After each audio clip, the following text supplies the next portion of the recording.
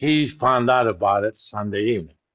We were actually out the entire derivative trading desk and the prop desk as well, out eating somewhere. We got the phone call and we said, okay, we're going to go back in before Germany opens. And we're going to go ahead and, because Germany was going to be affected a lot more compared to US. They had a lot of banks who had exposure to Russia. So we sold Deutschmarks and bought dollars. In our derivative desk, our limit was $500 million. We did that. We made a lot of money, which covered some of our losses that came from Russia defaulting. The guy who was in charge of major FX trading on the prop desk, prop is short for proprietary. So when they say prop trading, that's what they mean. Trading just for the account of the firm, not for clients. He had a limit of about $1 billion. He took a $5 billion position. He made a goddamn killing, all right? He was fired the next day. Normally, when you make that kind of money, as long as your desk didn't lose money, the rough rule at the LJ was you got about 10% of what you made in bonus and stock options, but you know, they gave you a lot of stock options and bonuses. He would have made probably at least $5-6 million in bonuses had he been in his limits. But he got greedy.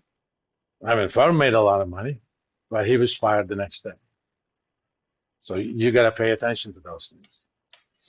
Because if you let that happen, then things like, have you guys sort of what happened to Barclays Bank back in mid 90s? Was it Barclays? No, Barings. I'm sorry. Barings was one of the most conservative British banks. They were known as the Bank of the Queen. Okay, most of the royal stuff went through them. They had a trader.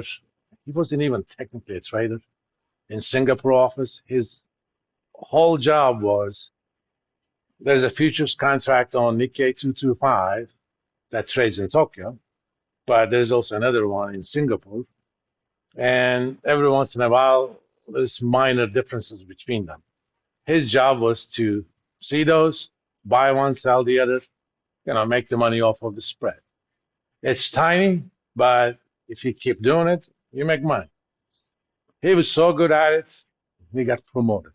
Okay, and one day he realized nobody's asking me any questions. I can actually take positions instead of going short on one market, long on the other market. Net position is zero. And 90s was a lost decade for Japan.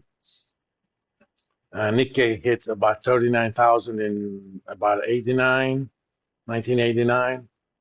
And it took until about 2 weeks ago to reach that level again in yen terms. It's not even dollar terms yet. Those days, $1 bought about 80 yen. Now it buys about 150. So in dollar terms, Nikkei is still half of what it was back in 1989. They had a big real estate bubble, and a lot of firms kept real estate. So Nikkei was really in bad shape. This guy says, this is Japan, okay? He takes a position he goes long on Nikkei. Then 1994 Kobe earthquake happens. And most of Tokyo is devastated. And of course, the index tanks again. This is just temporary. He doubles up. Starts losing again. He doubles up. But at some point, with these positions, you have to pay margin to keep those positions as they're losing. And London thought he's doing these things, so he must be doing a lot of it, because each exchange asks for a margin separately. On net, you're just keeping your money over there. At some point, there was a margin call for £1 billion. And back in 94, 95, £1 billion was serious money. It's not anymore. Back when I was in the market in 90, when in England, 97, 98, when in trader lingo, I took a $5 position meant $5 million. Now I think a $5 position means $5 billion. If you're talking about exchange rates and stuff, so the market is bigger, monies are bigger, and Barings didn't have the money, and then they went bankrupt. ING bought them for $1. It is now known as the ING Barings Bank. Why? Because nobody actually checked on this guy. What's your trading limit? Why are you taking position? His name is Nick Leeson, I think. There's actually a movie about it. Check that out. All right.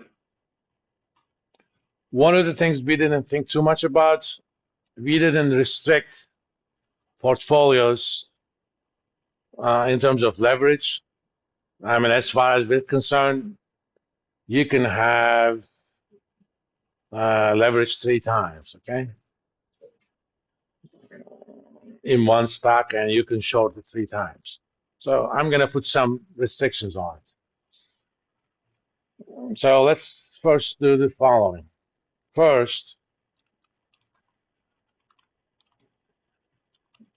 let's impose only positive rates on assets, which means you can only buy stuff, okay? You cannot short anything and you cannot leverage.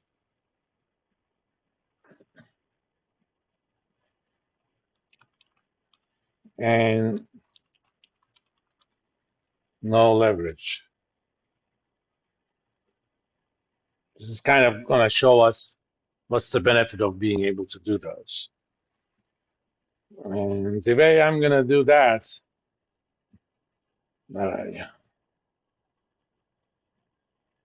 let me first save this with the proper name.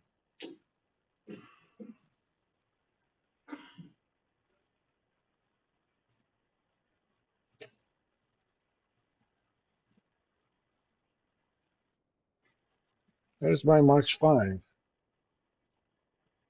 Didn't I create this, that folder? Apparently not.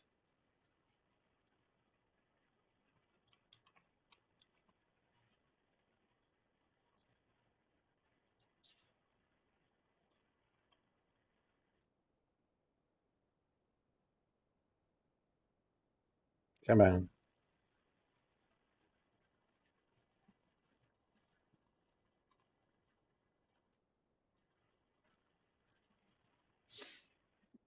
Right now, since these were unrestricted, we figured the third as, they have to sum up to 1. Now I'm going to actually do the following. I'm going to sum these weights, okay?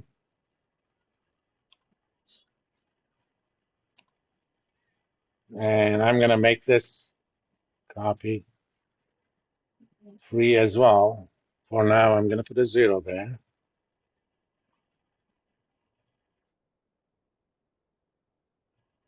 Let me put some specialized format to that.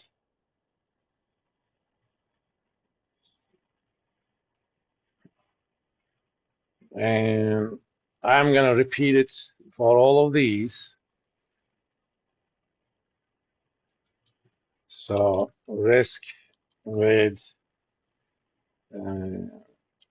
long only.